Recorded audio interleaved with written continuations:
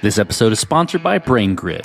If you are building with AI coding tools, but your features keep breaking, you need to check out BrainGrid. It is the product management agent for AI builders. BrainGrid turns messy ideas into clear specs, tasks, and prompts that coding agents like Cursor and Claude can actually build the right way. Ship real software, not fragile prototypes. Start free at braingrid.ai. This episode is sponsored by Alcor. Global hiring for engineering teams can be a nightmare. Too many providers, hidden fees, slow support, and local rules that don't make sense. Alcor is a different kind of EOR partner. They're built for tech companies scaling across borders with deep expertise in Eastern Europe and Latin America. Alcor combines employer of record services with tech recruiting, helping you choose the right country, find and assess engineers, and onboard them in days, not months. Nearly 85% of what you pay goes straight to your engineers. Alcor's fee decreases as your team grows, and you can always bring the team in-house with zero exit fee. That's why Silicon Valley startups, including 5 unicorns, work with Alcor. Learn more at alcor.com/podcast or tap the link in the show notes. This episode is sponsored by EquityBee. Stock options can be valuable, but exercising them often means taking on real financial risk. Putting tens or even hundreds of thousands of dollars out of pocket with uncertainty around the outcome makes exercising a difficult decision for many startup employees. And that's where EquityBee comes in. EquityBee helps you exercise your options without using your own capital. No out-of-pocket costs. They provide non-recourse funding to cover exercise costs and taxes. There's no repayment unless the company has an exit. With EquityBee, you don't leave your equity behind. Go to codestory.co/EquityBee to learn more. See terms and conditions in the sponsors section of the episode page. That's codestory.co/EquityBee. This episode is sponsored by Mesmo. If your team is collecting large volumes of logs, metrics, and traces, but still struggling to get timely answers, Mesmo can help. Mesmo is an active telemetry platform that processes and enriches observability data in real time before it's stored or analyzed. That means lower data volume, lower cost, and faster root cause analysis across your existing observability tools. To see how it works, get a demo at mesmo.com/codestory. That's MEZMO.com/codestory. I'd thought that if we could discover every dependency in real time with no input from the user, because of course, if you expect the user to tell you where to look, then you're not going to find the things that are going to cause the actual problems, then this would solve the problem. And so we built a real-time discovery engine that could do exactly that. Find every dependency within your cloud environment and show it to you. It took about 6 or 8 months. For the back end, I wrote it all in Go, not because I knew how to write Go. I didn't. I had to learn how to write Go. But because I knew that I would be able to hire infrastructure people who knew Go. My name is Dylan Ratcliffe, and I'm the founder and CEO of Overmind. This is Code Story, a podcast bringing you interviews with tech visionaries. Like 6 months moonlighting. There's nothing on the back end. Who share what it takes to change an industry. I don't exactly know what to do next. Took many goes to get right. Who built the teams that have their back. A company is its people. The teams help each other achieve I was more. proud of our team. Keeping scalability top of mind. All that infrastructure was Yes, we've been fighting it as we grow. Total waste of time. The stories you don't read in the headlines. It's not an easy thing to achieve, mind Took it you. off the shelf and dusted it off and tried it again. To ride the ups and downs of the startup life. You need to really It's want it. not just about technology. All this and more on Code Story.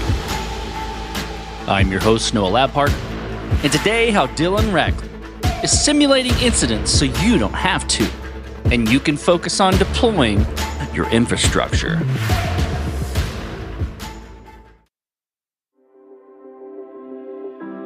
Dylan Ratcliffe lives in San Francisco for less than a year, but grew up on a farm in the bush in Australia, riding motorbikes and playing video games. He fondly remembers the days whenever you could get a free version of Age of Empires from a cereal box. He was always into computers and earned a scholarship to head into Melbourne for university. He left his first job as an auditor with KPMG to join a startup called Puppet. But outside of tech, he still rides motorbikes and has a super small one now. It's actually meant for kids. He loves all food, but prefers Asian and Indian cuisine. Dylan was deploying Puppet at a financial services company and was pushing to get a win. When a late Friday afternoon deployment went haywire, he decided to leave his company and set out to build something to automatically discover dependencies on a network to prevent deployment outages. This is the creation story of Overmind. As a company, our mission is to remove the dread that people feel when they have to press the button to deploy to production.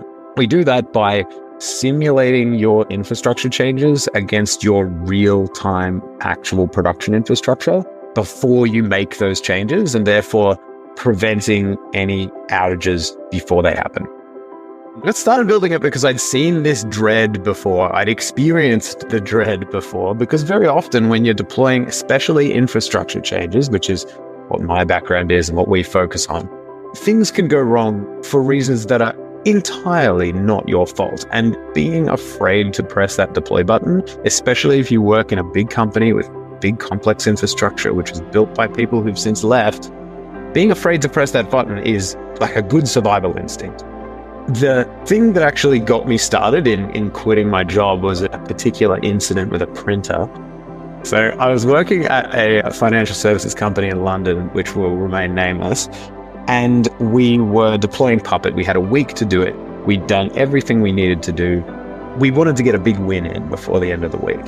And so we had this change in the pipeline ready to go, which was, instead of having one password for all of their systems, which I realize is terrible, and that's why we're getting rid of it, people would instead log in with their username and password. And so this is like a Linux backend server fleet. So you use SSD to set all this up. And so this change would move from there being one password, which was like written down in sticky notes around the office, to actually people's usernames and passwords. So when they quit the company, we could delete them and all kinds of stuff. And we had done all the testing. We'd tested it in the dev environment. We'd got all the approvals. It was absolutely ready to go, and we were ready at 3 p.m. on Friday to press the button and just get a big win in before the end of the engagement. The 3 p.m. on Friday thing should be foreshadowing to anyone who's ever worked with infrastructure. It's a bad idea to press that button at 3 p.m. on a Friday, especially when you're supposed to turn into a pumpkin at 5 p.m. because the engagement is over and they're no longer paying you. But we did it anyway because we were legitimately confident, and the phone rang. Well, it didn't ring initially. Initially, everything was fine. And then the phone rang and somebody said, "Hey, our entire department is at a standstill because we can't save PDFs and we need to save PDFs to do our job." And I was like, that couldn't have been us. There's no way that the change to the back-end authentication for logging into Linux servers could have affected your ability on your Windows laptop to save a PDF. That couldn't have been us. But by the same token, nobody else would have been stupid enough to deploy a change at 3 p.m. on a Friday, so it probably was us. We ended up investigating and found that we said, what do you mean? Tell me what you do when you save a PDF. And they said, I go file, print, PDF printer, print. And I was like, don't you mean file, print, save as PDF, save? And they were like, no, file, print, PDF printer, print. And it turns out that at this company, there's a list of printers, most of which are physical printers in the office, and one of which is a printer called PDF printer. And we've somehow broken that. We checked their CMDB because they have everything in their CMDB, and it wasn't in there.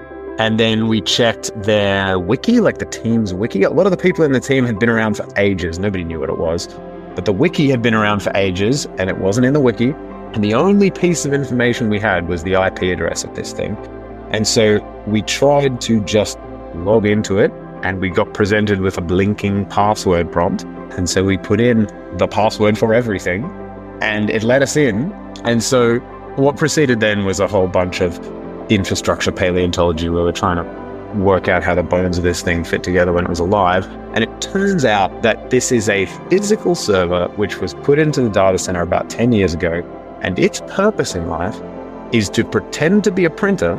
And when someone prints to it, it saves that as a PDF and puts it in a folder and then runs a script which moves it from that folder to another folder. That folder is mounted to a network share, which is mounted to your laptop. So when the user presses the button, they get a PDF on their laptop. But actually what happens is this horrible dance all the way around the network and back again. And we had broken that somehow. It turns out that the fix was to update about 30,000 permissions on the network share, which by the point at which we realized everybody had gone home anyway and we weren't going to make it any worse. So we did, and it fixed it. But that was the moment that I decided to quit my job, because it just cemented in my mind that it is totally reasonable to be afraid of pressing that button. It's never going to go wrong in a way that is straightforward. It's always going to be something that you didn't know, something that was built by someone who's since left. Nobody knew this thing existed. And if they did know it existed, you wouldn't have got yourself into this situation. And so that sort of gave me the realization that we have to be able to discover this automatically with no input from anyone. And if we could do that, we could prevent this outage. Not that it'll ever happen to anyone again. It's so bloody niche. But that type of thing happens to people all the time. And so we will be able to prevent that if we can go and discover every dependency with no input from the user. And so I decided to quit my job and go and build that. Let's dive into what you would consider the MVP for Overmind. How long did it take you to build, and what sort of tools were you using to bring it to life? So the MVP started on a piece of paper and continued on a piece of paper for a pretty long time, like months probably, before I bought a laptop to actually work on it, to actually write the first piece of code. The MVP was pretty unrecognizable to the product that we have today from a actual product perspective, but surprisingly, some of the tech, actually a lot of the tech, is still there. And to my shame, some of the code is even still there. People have to read it. People have to read what it was like when I was first learning Go. It is obvious that I was very new to Go. But anyway, some of it's still there because the tech actually still underlies the product. But the product itself was totally different. As I said, I'd thought that if we could discover every dependency in real time with no input from the user, because of course, if you expect the user to tell you where to look, then you're not going to find the things that are going to cause the actual problems, then this would solve the problem. And so we built a real-time discovery engine that could do exactly that, find every dependency within your cloud environment and show it to you. It took about 6 or 8 months to get this built.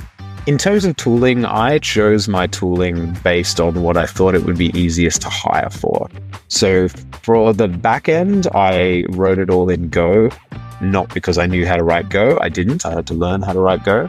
But because I knew that I would be able to hire infrastructure people who knew Go and Go engineers who knew infrastructure. There's a massive overlap between the type of people who've had these sorts of deploying on a Friday problems and people who know Go. And so that was what made the decision on the language and the tool set for the back end. For the front end, I chose Angular because I knew nothing about front ends and it looked good to me. My first hire for front end said, "This is terrible, let's rewrite it in Next." And they were absolutely right to do that. And so none of that remains to this day, which is good. Maybe tell me about a decision or trade-off you had to make in building that early version. It could be technical decisions, right? And you kind of talked through a little bit of that at a high level, but maybe around approach and maybe feature limitation or technical debt acceptance, any of those things, and how you coped with those decisions. In terms of trade-offs, I made remarkably few in those first 8 months. Mostly because I was paying myself out of my own salary. I didn't have a board to report to. I didn't have any customers. I was just building a cool thing because I knew the people that I wanted to help. I knew the problem I wanted to solve.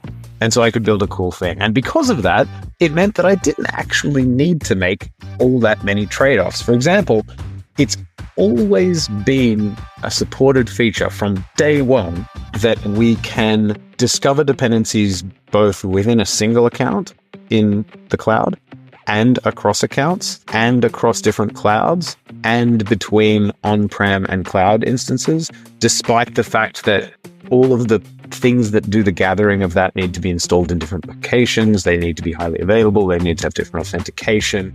All of that has always been a feature. Like the first demo I did had the ability to do all of that, which is massive overkill and totally unnecessary. But I didn't have too much time pressure and I wanted it to be that way. And I had just come from working with like massive banks and things like that. So I knew that at some point we were going to need those features. And so I didn't actually make that many trade-offs. I basically built it the way I wanted it to be built. And amazingly, very few of those things have come back to bite me. The fact, like those features, especially the fact that we support high availability out of the box, the fact that we can bridge different clouds and stuff like that are now becoming extremely useful as our customers get bigger and more complicated. And it's the same code that I wrote right at the very beginning. Nowadays, we have to make way more trade-offs. I have customers and investors and a board, and we need to be moving way more quickly than we did when it was just me sitting in my room. I can't afford to go and sit in my room for 8 months and come up with something. And so we are making a hell of a lot more trade-offs now in terms of getting things shipped, getting feedback on them, and being able to iterate than I did in the beginning. But yeah, remarkably, I don't regret not making those trade-offs. This episode is sponsored by BrainGrid. Building with AI coding tools is exciting until the moment things start breaking. You ask for a small change and suddenly 3 other features stop working. AI gets confused, misses edge cases, and loses track of your intent. The problem is not code generation. The problem is planning. That is why BrainGrid exists. BrainGrid acts as your product management agent. It writes clear specification, maps UX flows, asks the clarifying questions you forgot to ask, and breaks big ideas into engineering-grade tasks that AI coding tools can build reliably. It guides Cursor, Claude Code, Replit, Windsurf, and others so they deliver features that work and keep working. Founders use BrainGrid to build real AI-native SaaS products without a technical background. If you want reliable features instead of fragile prototypes, try BrainGrid for free at braingrid.ai. That's braingrid.ai. Today's episode is brought to you by .tech domains, and this one hits close to home. Back in 2016, when I was building my own tech startup, I went on the hunt for that elusive .com. Looked high, looked low, and guess what I found? Nothing. What I did find cost me an arm and a leg. So I did what every founder does under pressure. Threw in extra letters, settled for the less than optimal name. And here's what I wish someone had said to me back then. Noah, you're building a tech startup. Just get a .tech domain. Tech startup, .tech domain. It could not be more obvious.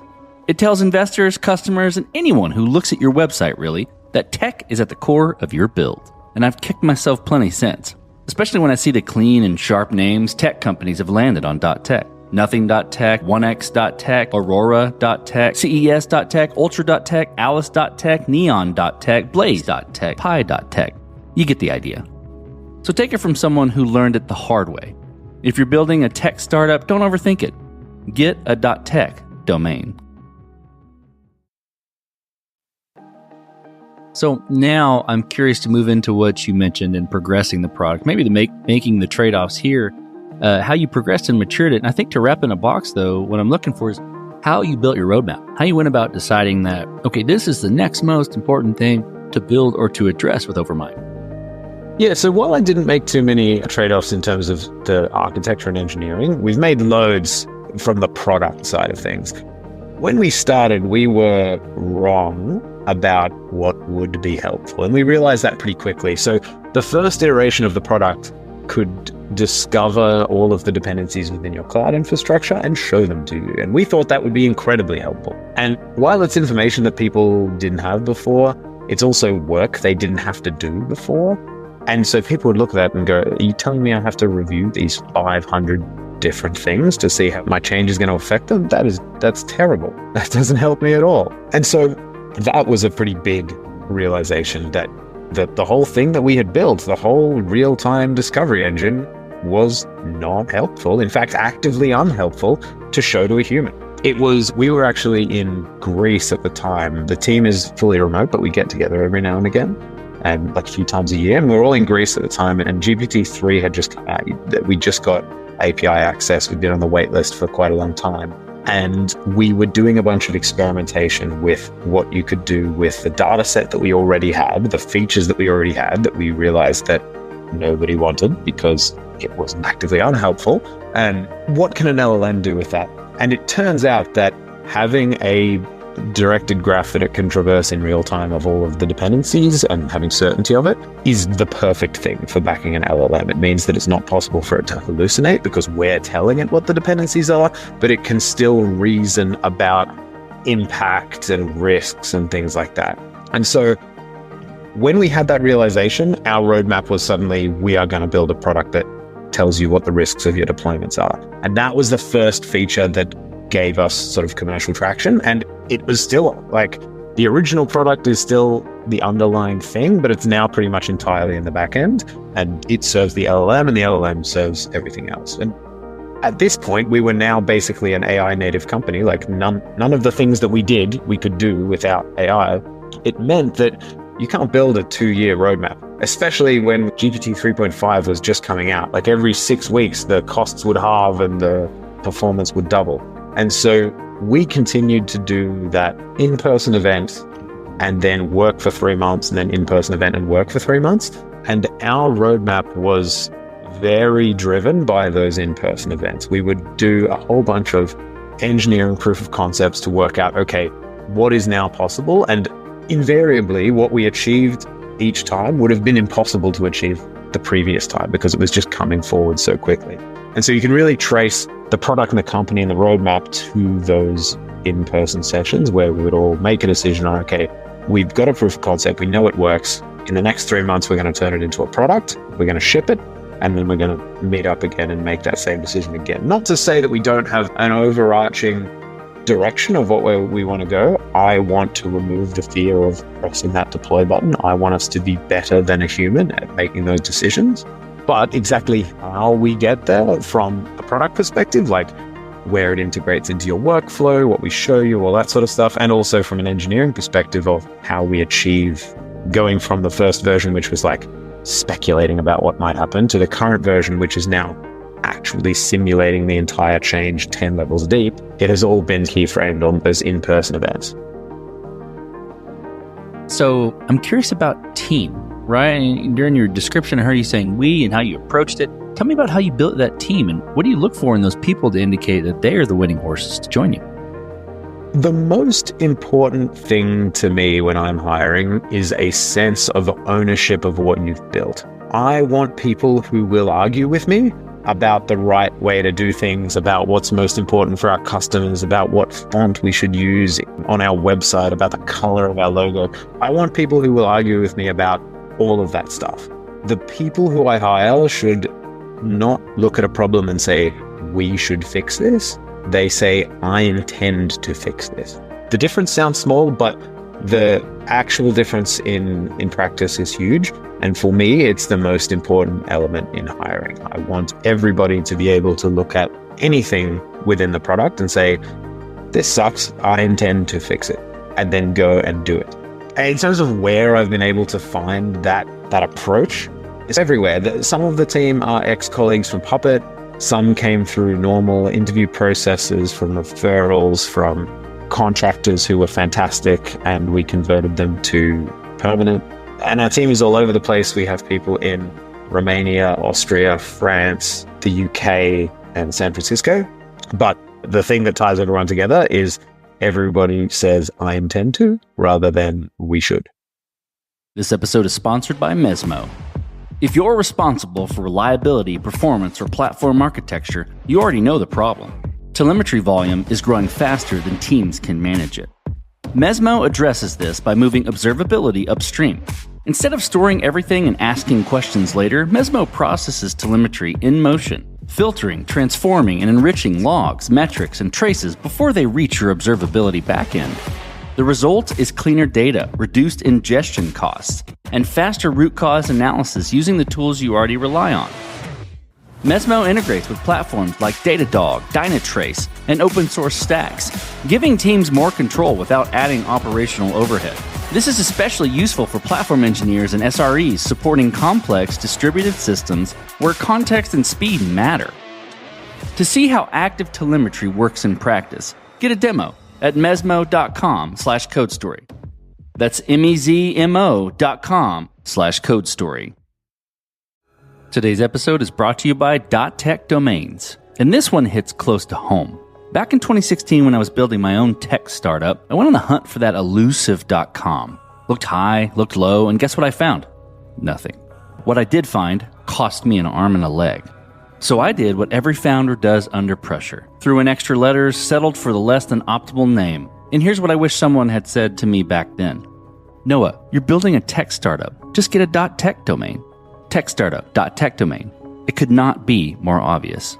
It tells investors, customers, and anyone who looks at your website, really, that tech is at the core of your build. And I've kicked myself plenty since, especially when I see the clean and sharp names tech companies have landed on .tech. Nothing.tech, 1x.tech, Aurora.tech, CES.tech, Ultra.tech, Alice.tech, Neon.tech, Blaze.tech, Pi.tech.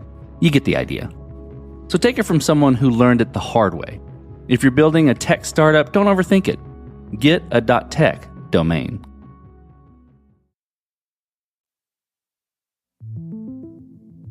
Let's move into scalability. This will be interesting. Given what problem you're solving, I'm curious how you approach scale from the beginning, and if there's been interesting areas where you've had to fight it as you've grown. I have not planned for scalability from day one, mostly deliberately, because we need to move quickly, we need to get feedback quickly, and we need to make decisions quickly. And I would much rather outgrow 5 or 10 different processes than have one process that will serve us for the next 10 years, but for the first 3 years will slow us down. Because if we get slowed down in the first 3 years, we won't make the next 10. So we have definitely scaled inefficiently and then thrown away processes and tools and meetings and all kinds of stuff has been created to solve a problem and then realized that we've outgrown it and thrown it away. And some of the big examples recently were we moved from GitHub to Linear. We did that actually in a week on one of those team events. We got to a team event and someone said, hey, I intend to try Linear.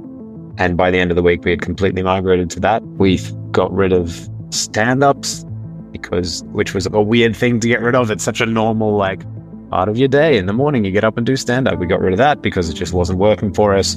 The team was getting further distributed in terms of time zones, and Linear gave us a bunch of abilities with their pulse and stuff like that to not need that anymore. So we are constantly changing the way we do things to scale for the next 3 to 6 months, but I'm not trying to overinvest in process and things like that to scale for years and years because we need to move quickly. So as you step out on the balcony and you look across all that you've built with Overmind, what are you most proud of? It's definitely a 50-50 split between the technical results of what the product actually does and the growth in the people who have built it. From a technical perspective, the simulation model, it is amazing, and I'm really proud to be looking at it, and it's something that we invented and that nobody is doing currently, nobody was doing before, and it kicks ass.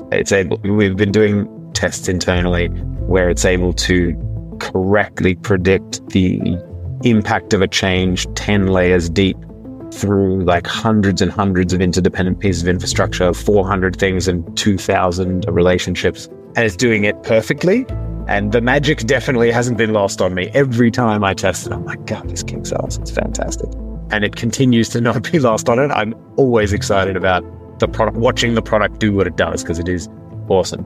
And the other thing is the team. It's really important to me that the people who work for me leave in a better situation than they came in. And I've been able to watch the team grow in terms of size, but also individuals stepping up and taking on new responsibilities and learning and growing and getting better at their jobs and taking on new jobs. And that has been extremely satisfying. It's probably 50-50, but it's really important to me. Let's flip the script a little bit, Dylan. Tell me about a mistake you made and how you and your team responded to it. The thing that has surprised me most, actually, in terms of things that I've been wrong about is, and it's more the team saving me from a mistake, but So that first trip in Greece, when GPT-3 first came out, we were trying two things. I wanted to see whether it was possible for us to determine the routineness of a change so that we could say, hey, you do this all the time, don't worry about it. Or, hey, you've never done this before, this is a problem. The other thing we wanted to see whether we could do was to assess the risks of a change, of if you do this could go wrong. I was totally convinced that the risks would not work. I was like, there's no way that's going to work. The routineness thing is definitely going to be way easier. And by the end of the week, we could not get the routineness thing working. And the risks was amazing. Looking back, it was terrible compared to what we have now. But given that this was the first time anyone had ever seen this, it was amazing. And so I was totally wrong about the roadmap of I absolutely had planned out building out the routineness feature. Now we have that feature now. We finally worked out how to do it. But at the time, I'd already made a roadmap for that. And it was absolutely not the right thing to do. And that's happened more than once. In fact, last time, I think the last trip I was right in my prediction of which of the few things that we came into there to test we were going to do. But I think every other time I've been wrong in that I've been overruled by the team has said, no, we don't think that this is the right way. And I've been convinced. And in hindsight, it has always been the correct choice. Looking back at some of the features that we nearly built, I'm like, God, I'm glad we didn't waste 3 months building that. The team has prevented me from making a good number of mistakes. A couple of times I've been right, and a couple of times I've pushed through things that have been the right call. But very often they've pushed for what they thought was the best thing, and most of the time, more than half of the time, they've been dead right. I still get the credit for hiring them, but they definitely get the credit for talking me off a number of ledges. Okay, let's move forward then. This will be fun. What does the future look like for Overmind, for the product, the platform, and for your team? The ability for us to simulate what is going to happen is continuing to push forward. We've always been getting feedback of this is the right thing to do. This is what we need to be doing, and this is what we need to be getting better and better at. We're now at the point where we can simulate up to 10 layers deep with an unlimited number of dependencies in between those 10 layers, which is awesome, but that is going to keep changing. This is the 6th complete rewrite of that process, and there will be a 7th, and I already know what some of those features are going to be. So working on the core of the product is always just a never-ending thing. It is never done because it needs to be vastly better than a human. And so it's never-ending. But the other thing that we need to do now is that we've gone from having a few smaller customers to working with some very large regulated businesses. We're now a mandatory step in the production process, the go-to-production process for regulated financial institutions. Like we're assessing the impact on stuff that processes millions of dollars a minute in terms of transaction volume. Things are starting to get more serious. And that's one of the things that dictates the future of what the product looks like and what the team looks like. Because these companies are getting bigger and bigger, it's not really my choice. It's more the market is telling me that I need to be going after these bigger companies because they just feel this problem most acutely. It means, though, that we need to expand our feature set of what we support. We started just with AWS. We recently launched GCP. We're working on Azure at the moment. We currently support Terraform, but we also are building Pulumi and Argo CD and even supporting manual changes. The bigger the companies get, the more guaranteed it is that they will use every single tool in existence. And so if you need to go after those bigger companies, if you want to be able to be mandatory in the sort of massive heterogeneous workflows that they have, you need to support every possible way of doing an infrastructure deployment. And so that is what is next for the team, is going as broad as possible so that we can support all of the different ways that people make changes to infrastructure. It's one of our core values that users don't have to change their workflow in order to use our product, which means we need to take on the work of supporting every possible way that they could do it. And now that the customers are getting bigger and bigger, that is becoming more and more important. And it's more and more. There's more and more different ways of people doing things, doing authentication, doing workflow, all that sort of stuff. And the team's growing up as well in terms of the team is expanding. We need to be supporting people around the clock. We need We've got SOC 2 and ISO 27001 certification, which means you can't just push to main with nobody reviewing it. So we are, not that we did that very often, even from the beginning, but we've had to grow up and we're going to have to continue to. I like you threw that out at the end. That's very cool. Dylan, let's switch to you. Who influences the way that you work? Name a person or many persons or something you look up to and why. I think the person who most influenced me was my first manager at Puppet. When I first joined, I was an associate, which was like the lowest. In fact, they had to create a new level of professional services engineer because they didn't have one junior enough for me. And he was an ex-Navy submariner, and he was serious and angry and professional and disciplined and caring. And I think he'd probably agree with most of those assessments. But he would literally put his career on the line because someone working in a bank in Singapore couldn't do something they needed to do because of a bug in our software.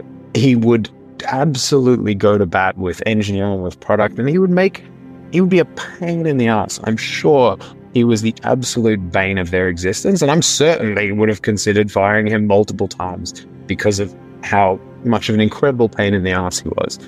And he would get stuff fixed. He would get things moved up the priority ladder because, hey, it's affecting this one sysadmin, and it'd get fixed. And then the next week he'd do it again. There'd be some other sysadmin with no real influence sitting in like not a very nice office in a industrial estate somewhere working on infrastructure who is blocked because of a bug. And the next week he would go out and put his entire career on the line again, getting on calls with product and telling them they have to fix this.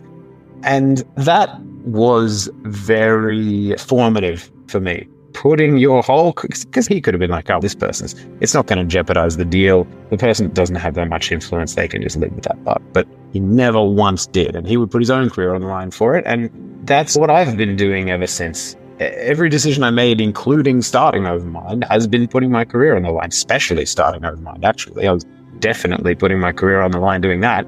And all of the decisions since, I'm betting my entire career on, because I know that there are people out there having a shit time, being scared of pressing the deploy button and having to deal with outages that they could never have possibly predicted because it was too complicated and they didn't know it existed. And I know that's still happening every single day. And so I'm doing what he did, which is putting my career on the line every single time I make a decision until it's fixed. Okay, Dylan, last question. So you're getting on a plane and you're sitting next to a young entrepreneur who's built the next big thing. They're jazzed about it. They can't wait to show it off to the world. And can't wait to show it off to you right there on the plane. What advice do you give that person, having gone down this road a bit? I don't know. I think if I was I've been in that situation, and I think I would have ignored a great majority, and did ignore a fair bit of the advice given to me. Nobody who's giving you reasonable, pragmatic advice would tell you to quit your job and go and found a startup, because it's not a reasonable or pragmatic thing to do. And even the people who would give you that advice, yeah, go for it. Go and quit your job and go and do this thing. They will give you conflicting advice. If there's anything I've learned about being a founder, it is that you can get advice that will tell you every possible different way of doing things. And eventually you just need to stop asking for advice and start making your own decisions. So I think the only advice I could realistically give to somebody like that is not to put too much weight in advice. When I was first getting started, I got advice that was like, you're doing it wrong. You won't succeed. And I don't even know why I asked for the advice, because to be perfectly, I did not take it on board. And in hindsight, I don't know why I bothered asking, because unless they said, yes, keep going, I was not going to make a different decision. That the person sitting on the plane who's really excited about that probably isn't going to change what they do, no matter what I say. So I think I'd say just don't put too much weight in advice. You have to make your own decisions. But you do need to start going to the gym. This is going to be a marathon. And even if you don't need it now, you will need to be fit at some point. It's hard on you. It's a big job. It's hard on you. It's hard on your body. And the last thing you want is to be not healthy. You need to be healthy so that you can put as much work into it as it requires. So that's probably the only thing I would actually try to convince someone to do. Otherwise, they're already convinced and they should go for it. I love it. I think that's both pieces of fantastic advice. Well, Dylan, thank you for being on the show today, and thanks for telling the creation story of Overmind. No problem. Thanks for having me, Noah. And this concludes another chapter of Code Story.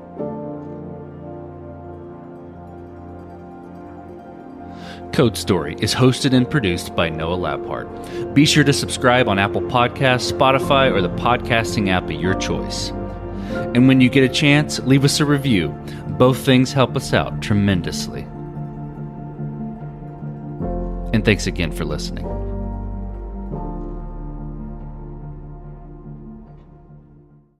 Say what you want about AI, but it's here. And it's helping businesses get more done in a day. Wix's website builder is infused with AI so you can stay ahead. Create a beautiful, functional website just by describing your idea. Track how your site appears in AI search results. Create custom images on demand, or launch an entire campaign in a matter of minutes. Wix gives you AI wherever you need it. Try it now for free at Wix.com. Working across teams is tough, but Asana helps you handle it. Asana AI can spot roadblocks and assign work to keep everything on track. That's how work gets handled. Visit us at asana.com.